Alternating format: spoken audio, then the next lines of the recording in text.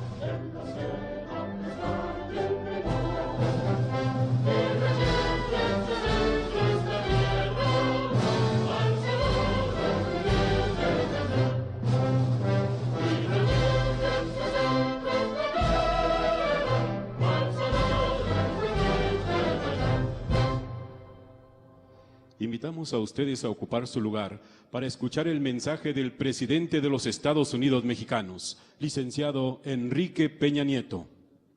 Muchas gracias.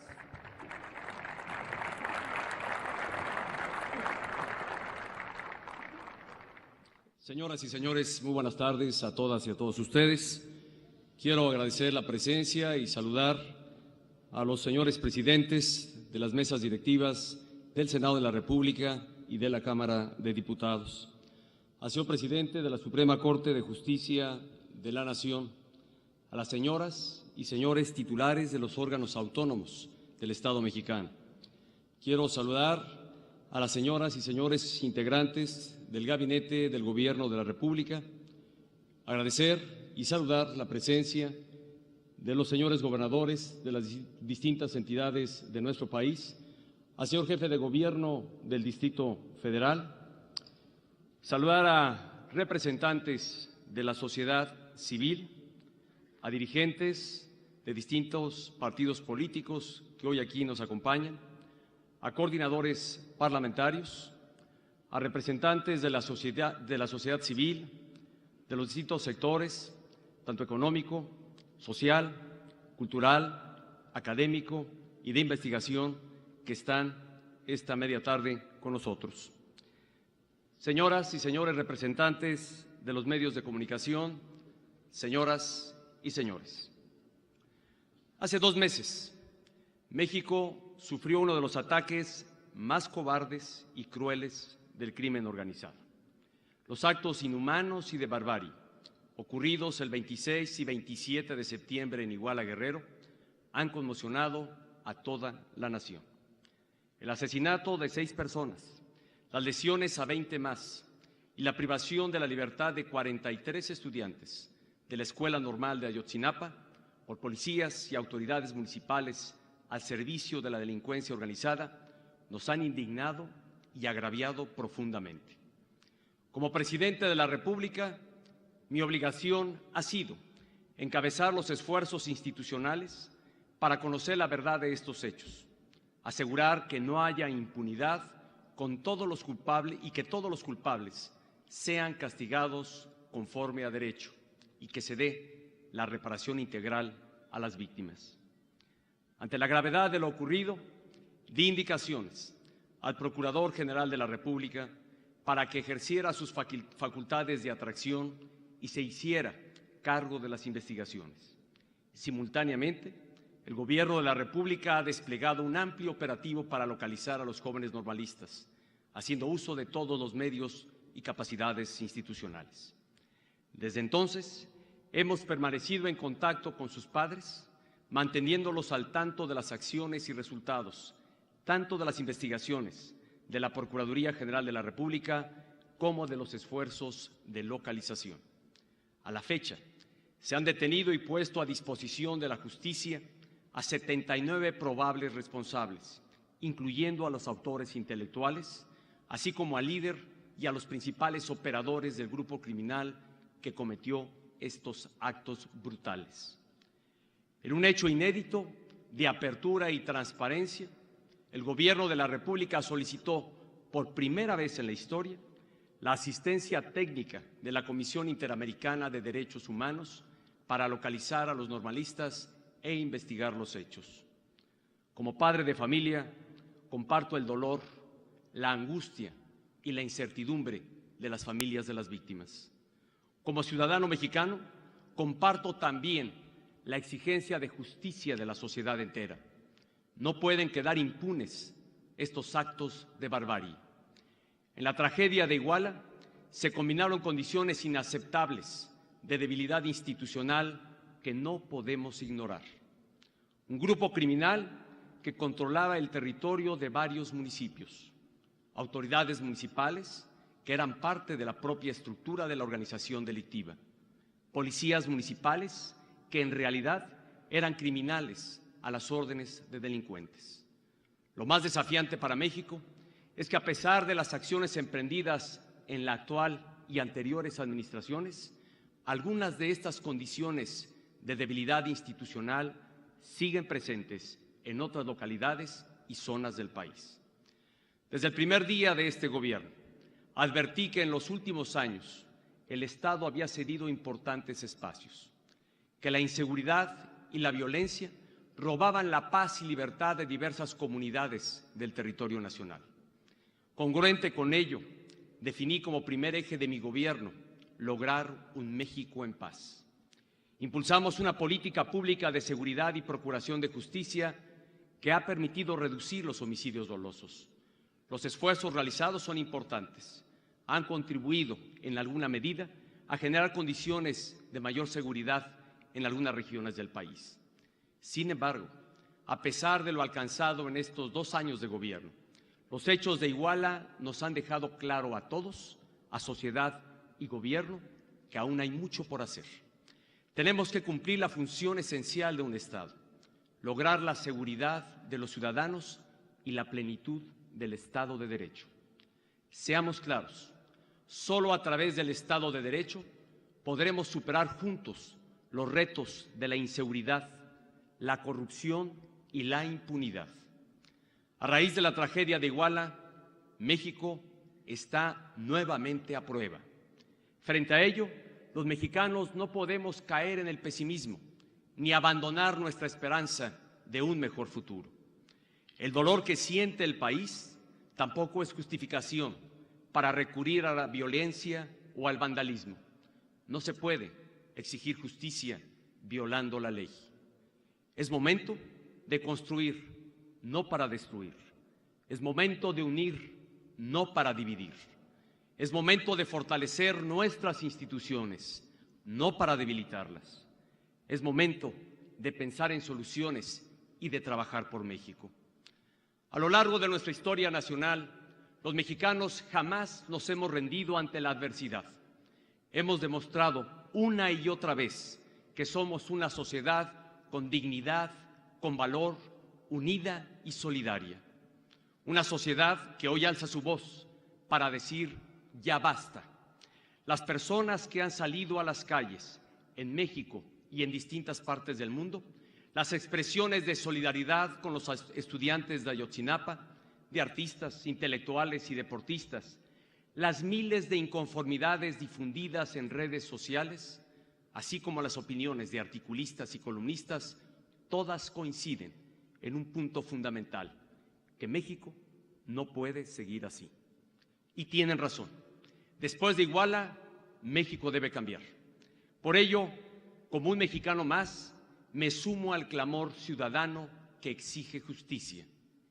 Y como presidente de la República, y dejo de manera muy enfática, asumo la responsabilidad de encabezar todos los esfuerzos necesarios para liberar a México de la criminalidad, para combatir la corrupción y la impunidad. En suma, construir un pleno Estado de Derecho. No hay soluciones simples ni caminos cortos. Convencido de ello, he decidido impulsar cambios de fondo que permitan mejorar la seguridad, la justicia y el Estado de Derecho en México. Para fortalecer las capacidades institucionales en materia de seguridad pública, así como de procuración y administración de justicia, anuncio las siguientes medidas.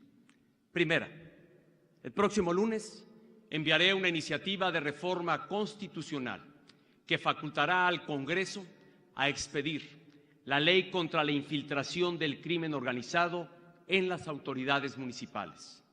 Esta nueva ley establecerá el mecanismo para que la Federación asuma el control de los servicios municipales o, en su caso, se disuelva un ayuntamiento cuando existan indicios suficientes de que la autoridad local está involucrada con la delincuencia organizada. De esta manera, se tendrán instrumentos eficaces para intervenir cuando exista colusión del crimen organizado con las autoridades municipales. México necesita decisiones audaces y firmes. Esta es una de ellas, y estoy seguro de que la ley contra la infiltración del crimen organizado en las autoridades municipales será fundamental para reconstruir nuestro Estado de Derecho en toda la geografía nacional.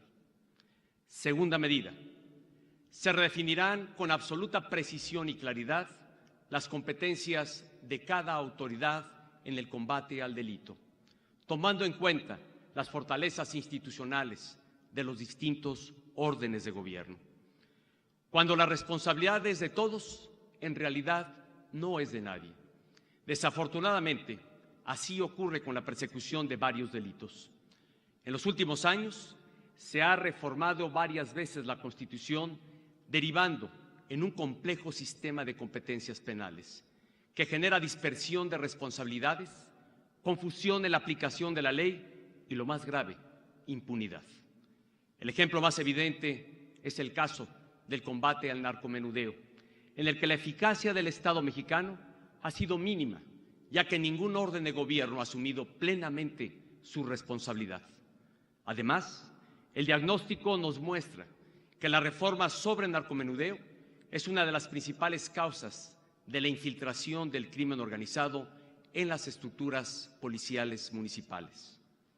Para revertir esta situación, el mismo lunes de la próxima semana estaré enviando al Congreso una iniciativa de reforma constitucional que redefine y da claridad a todo el sistema de competencias en materia penal. Así, nadie podrá usar como pretexto el complejo sistema de competencias penales para rehuir sus responsabilidades. Tercera medida, la creación obligatoria de policías estatales únicas. Llevamos años debatiendo este tema, este cambio, y hasta hoy hemos sido incapaces de ponerlo en práctica. México no puede seguir esperando más. Este lunes enviaré al Congreso de la Unión una iniciativa de reforma constitucional para crear las policías estatales únicas. Esto implicará crear un nuevo modelo policial. Será un cambio cuantitativo y cualitativo. Pasar de más de 1,800 policías municipales débiles, que con facilidad pueden ser corrompidas por la delincuencia, a 32 sólidas corporaciones de seguridad estatal que sean más confiables, más profesionales y más eficaces. Estas policías, además, estarán homologadas en sus niveles de profesionalización, protocolos, equipamiento y tecnologías de la información y comunicación. Si queremos tener policías eficaces y honestos, el Estado debe ofrecerles un proyecto de vida y pagarles bien. Esta reforma implicará un enorme reto presupuestal y, por ello, requerirá un proceso de transición administrativa responsable que dé prioridad a las entidades con mayor urgencia de atención. En este sentido, la iniciativa propone que los primeros 4 estados en adoptar este modelo sean Guerrero, Jalisco, Michoacán y Tamaulipas. Y para asegurar que así sea, la iniciativa prevé sanciones para los presidentes municipales que no entreguen el mando policial, así como para los gobernadores que no lo ejerzan. Reconozco a los 31 gobernadores y al jefe de gobierno del Distrito Federal que han manifestado su respaldo para adoptar esta reforma en sus estados, demostrando su compromiso con la legalidad y con México. Este gran esfuerzo por construir policías estatales eficaces se complementará con una cuarta medida: acelerar la creación de un teléfono único para emergencias a nivel nacional. En coordinación con el Instituto Federal de Telecomunicaciones, trabajaremos para que los mexicanos cuenten con un número único para pedir auxilio en casos de urgencia y poder acceder a otros servicios de ayuda y orientación. Propongo al titular de este organismo se estudie la posibilidad de que este número sea el 911, por ser el más reconocido y el más empleado a nivel mundial. El objetivo es que la población cuente con una respuesta inmediata de sus autoridades y cuerpos de emergencia. Además de facilitar la denuncia ciudadana, el número único permitirá recopilar datos y analizar información para mejorar la eficacia de las policías en el combate a la delincuencia. Quinta medida que habremos de impulsar es el establecimiento de una clave única de identidad. En pleno siglo XXI, México carece de un registro confiable de su población. Esto representa un obstáculo para dar certeza a los actos jurídicos, a la eficacia en la prestación de distintos servicios públicos y privados, así como a las labores de seguridad pública. Para hacer realidad la clave única de identidad, no partiremos de cero. El país ya cuenta con los registros del Instituto Nacional Electoral, del Instituto Mexicano del Seguro Social y del Seguro Popular. Se trata de que todo mexicano cuente con un número de identificación personal que le permita acceder más fácilmente a trámites y servicios gubernamentales, así como al sistema bancario y financiero. Como sexta medida, en lo inmediato, he ordenado al Gabinete de Seguridad que realice un operativo especial en la región conocida como Tierra Caliente. A partir de él, se ampliará el despliegue de las fuerzas federales, principalmente en los municipios de los estados de Guerrero y Michoacán. También he instruido que se incremente el apoyo de las fuerzas federales en los municipios que lo requieran de los estados de Jalisco y Tamaulipas. Como séptima medida, impulsaré acciones y reformas adicionales para hacer efectivo el derecho humano a la justicia. El pasado lunes, en los estados de Durango y Puebla, entraron en vigor los juicios orales en materia penal para el fuero federal. Ello demuestra la firme determinación del Estado mexicano de cumplir en los tiempos establecidos con la reforma constitucional alcanzada en el año 2008. No habrá prórroga a la fecha límite establecida por el constituyente mexicano. Castigar al responsable de un delito y proteger al inocente es un mandato constitucional que no se debe posponer. Pero la justicia no se agota, hay que decirlo, en el ámbito penal. Hay una justicia olvidada, la justicia cotidiana, aquella que demanda a la mujer a quien le niegan el divorcio, el trabajador al que no le pagan su salario o quien no puede cobrar una deuda. La justicia cotidiana es la que exige el ejidatario que pierde su tierra sin razón, el propietario a quien no le pagan la renta, el consumidor que no recibe el producto por el que pagó o el ciudadano que fue víctima de un abuso de autoridad, por mencionar algunos casos.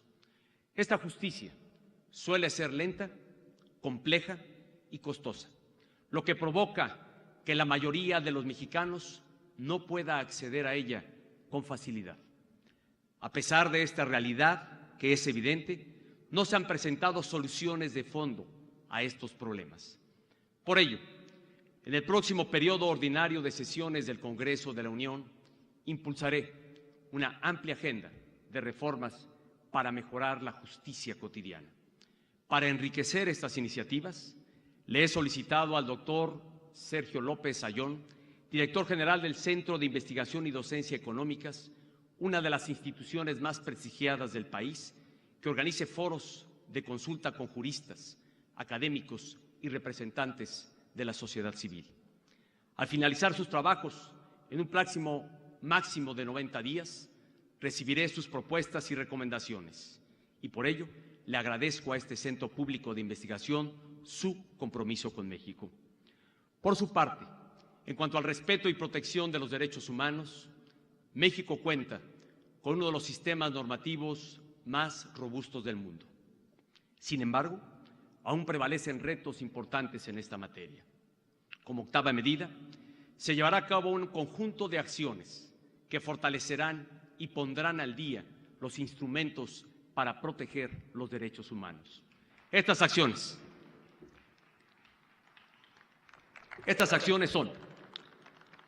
acciones son facultar al Congreso para expedir las leyes generales en materia de tortura y desaparición forzada, la reforma que propondré para redefinir el sistema de competencias penales a nivel constitucional así lo habrá de permitir. Otra acción será fortalecer los protocolos y procedimientos para que en casos de tortura, desaparición forzada y ejecución extrajudicial, las investigaciones sean oportunas, exhaustivas e imparciales.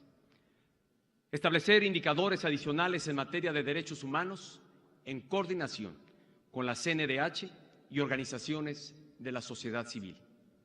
Crear un sistema nacional de búsqueda de personas no localizadas, así como un sistema nacional de información genética. Y publicar de inmediato el reglamento de la Ley General de Víctimas y poner en operación el Fondo de Ayuda, Asistencia y Reparación Integral, así como el Registro Nacional de Víctimas. Y como última acción en este ámbito, integrar el Consejo Consultivo para la implementación de la reforma constitucional en materia de derechos humanos. Con acciones como estas, el Gobierno de la República sigue trabajando para que el respeto y la protección a los derechos humanos sean prácticas permanentes del Estado mexicano. En este marco, reconozco el trabajo que día a día realiza la Suprema Corte de Justicia de la Nación en favor de los derechos humanos. Reitero también el irrestricto respeto del Ejecutivo Federal a la autonomía de la Comisión Nacional de los Derechos Humanos.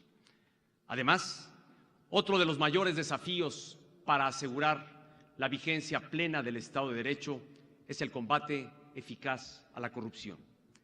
Por ello, como novena medida, promoveré, con estricto respeto a la división de poderes, la pronta aprobación de diversas leyes y reformas en materia de combate a la corrupción que ya se encuentran en estudio y discusión en el Congreso de la Unión.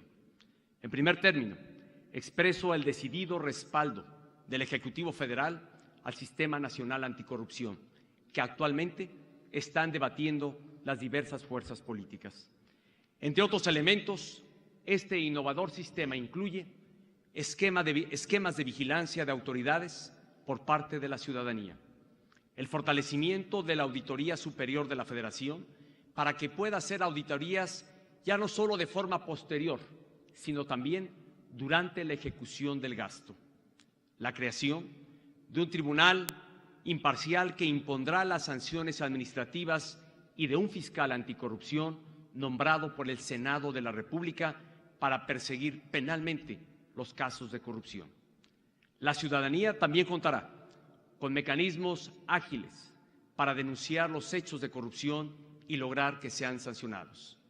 Y para enriquecer este sistema, en este momento también propongo sanciones ejemplares para empresas que incurran o se coludan con alguna autoridad y que caigan en corrupción.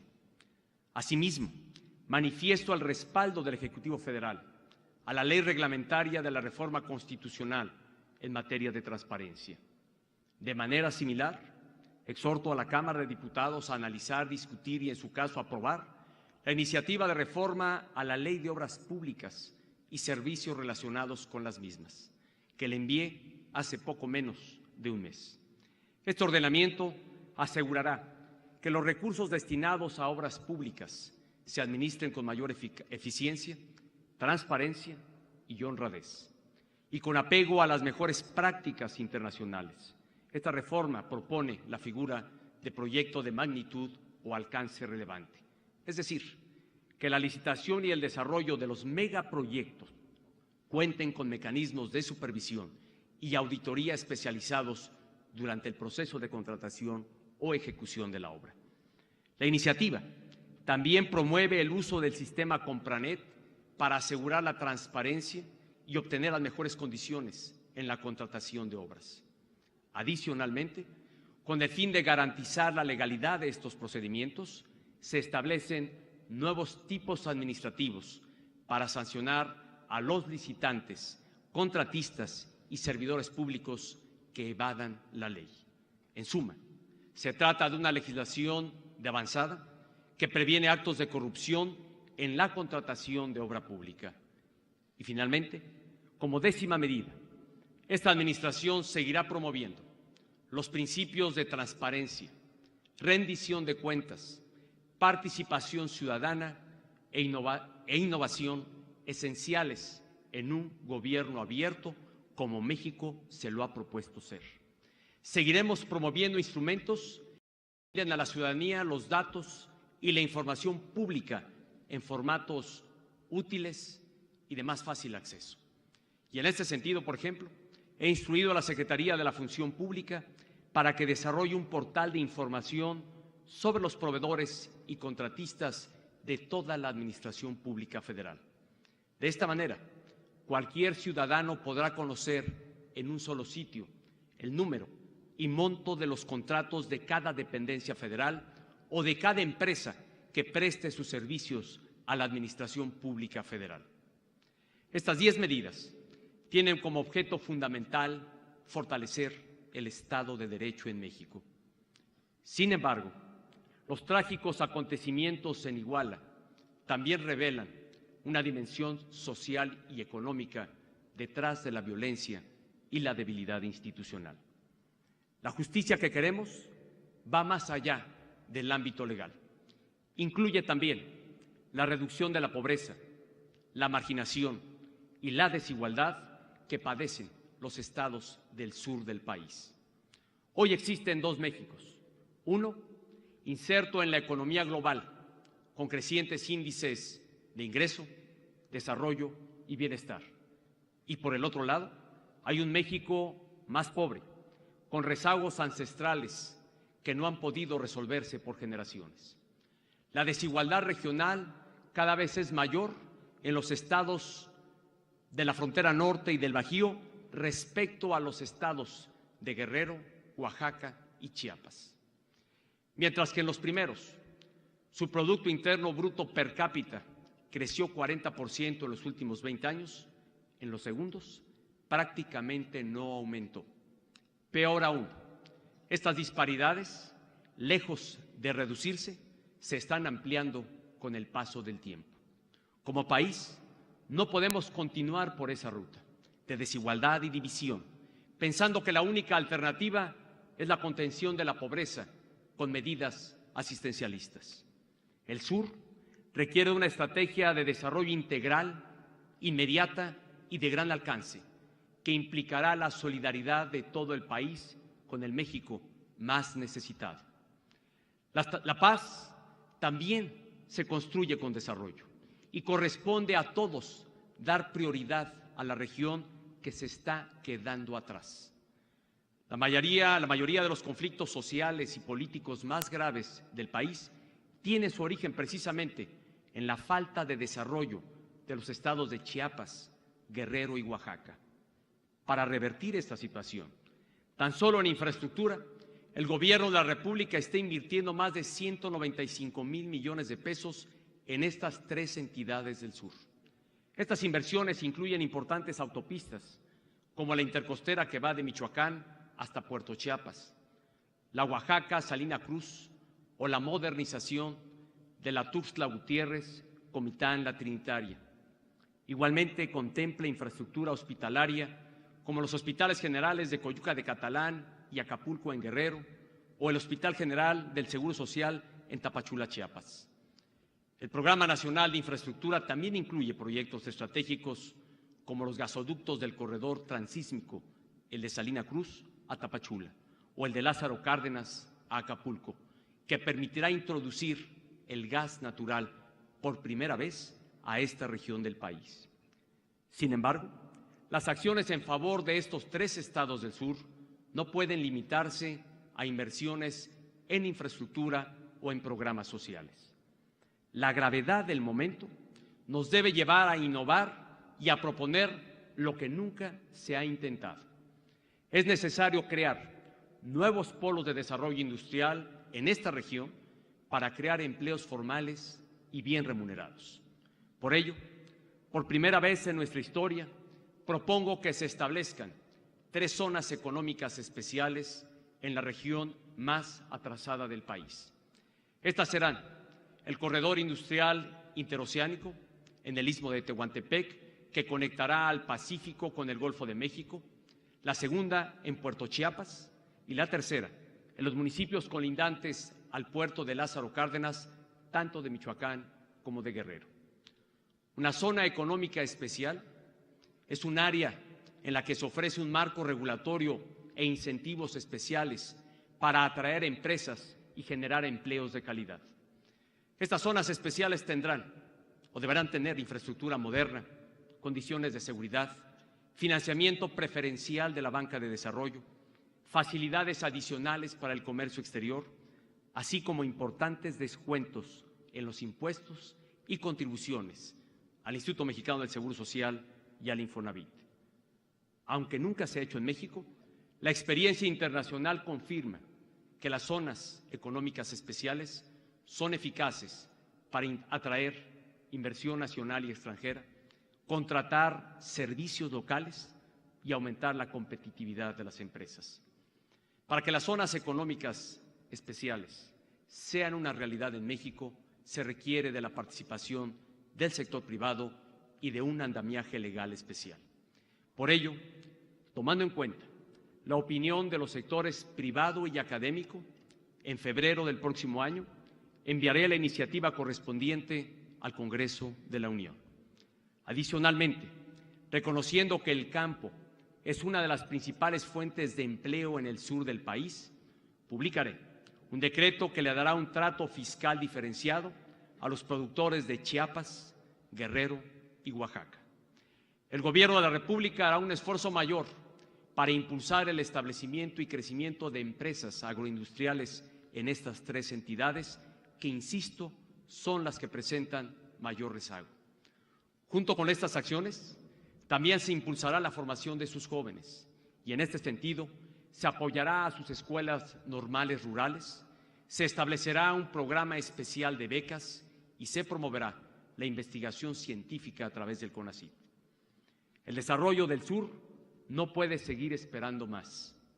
En consecuencia, se tomarán acciones como las siguientes: un plan emergente de empleo temporal que beneficiará directamente a más de 300,000 familias, 2,000 millones de pesos adicionales en créditos para las pequeñas y medianas empresas a partir de garantías de la banca de desarrollo, programas emergentes de impulso al campo con inversión de 4,000 millones de pesos adicionales en crédito, un programa de renovación y repoblamiento de los cafetales, un programa inmediato de pavimentación para los próximos 6 meses con una inversión de 1,500 millones de pesos, así como un decreto de medidas de apoyo fiscal para Acapulco debido a las condiciones sociales que ha enfrentado recientemente y que hacen urgente la reactivación de su economía. Todas estas acciones tendrán un impacto positivo en el corto, mediano y largo plazos, generando nuevas oportunidades para el desarrollo económico y social de Chiapas, Guerrero y Oaxaca. En esta ocasión, reitero que la próxima semana enviaré una iniciativa para desvincular el salario mínimo de diversos precios y tarifas de la economía. Con esta medida, se busca que el país pueda tener un debate serio y amplio sobre las medidas que permitan elevar el ingreso de los mexicanos. Para asegurar el éxito de las medidas que hemos anunciado en favor del Estado de Derecho y del desarrollo del sur, estaré convocando a la sociedad civil para que, a través de observatorios ciudadanos, vigilen y evalúen el avance de cada una de ellas. México tiene una buena sociedad, una sociedad democrática, responsable, crítica y cada vez más participativa. Su acompañamiento y respaldo serán fundamentales frente a los nuevos retos que tenemos por delante. Por ello, he dado indicaciones a las Secretarías de Gobernación y de Desarrollo Social para que amplíen todavía más los espacios de participación de las organizaciones de la sociedad civil. El Gobierno de la República es un gobierno abierto, dispuesto a escuchar y a tomar en cuenta la voz, la experiencia y las propuestas de la ciudadanía. Sumando los esfuerzos de todos, México podrá construir un mejor futuro. Señoras y señores,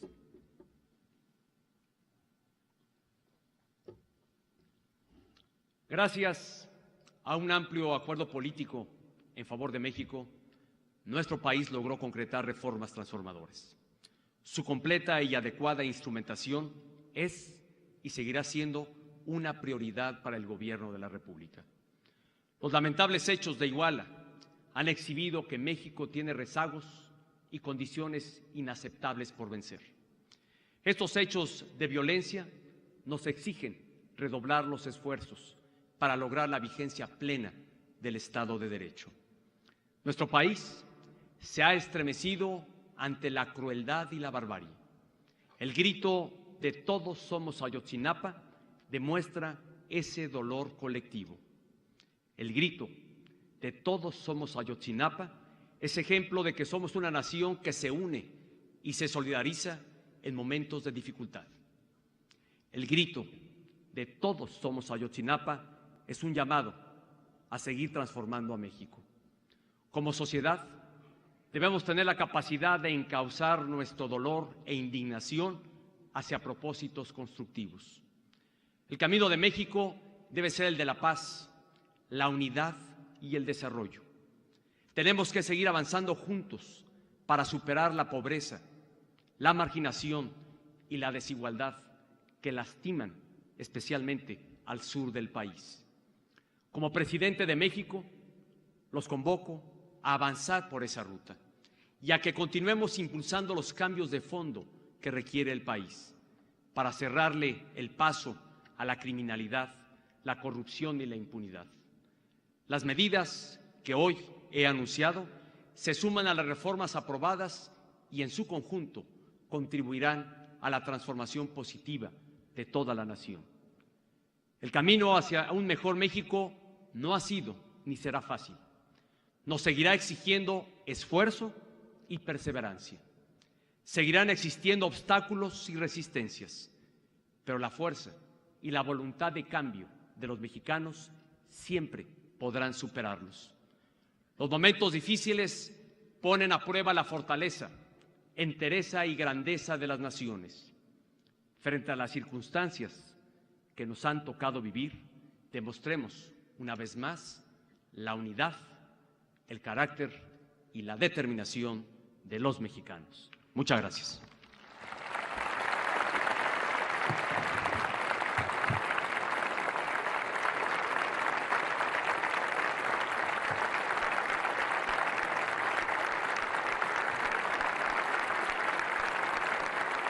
Damas y caballeros, se despide de ustedes el presidente de los Estados Unidos Mexicanos, licenciado Enrique Peña Nieto, agradeciéndoles su amable asistencia. Muy buenas tardes.